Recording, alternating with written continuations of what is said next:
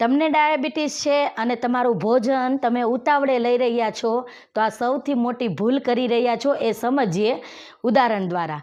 જ્યારે તમે ઉતાવળમાં, ચિંતામાં, સ્ટ્રેસમાં જમો છો ત્યારે આપણું શરીર ફાઇટ અને ફ્લાઇટ મોડમાં જાય છે અને આ જ સમય દરમિયાન આપણું શરીર કોર્ટિસોલ અને એડ્રેનાલિન હોર્મોન્સ વધારતું હોય છે અને આ જ હોર્મોન આપણા લીવરમાંથી વધારે ગ્લુકોઝ બ્લડમાં છોડતું હોય છે, જેના કારણે બ્લડ સુગર વધી જાય છે.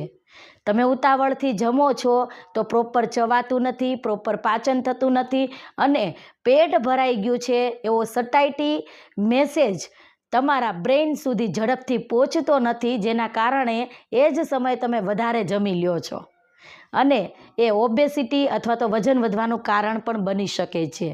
જો તમને ડાયાબિટીસ છે તો તમે આ નિયમ ખાસ યાદ રાખો. તમારો ખોરાક ધીમેથી અને શાંતિથી જમો, એને 30થી 32 વખત ચાવો, જેથી તમારું બ્લડ સુગર સ્ટેબલ રહે. તમને ડાયાબિટીસ છે, નેચરલી રીતે તમે એને બેલેન્સ કરવા માંગતા હોય તો મને DM કરી શકો છો.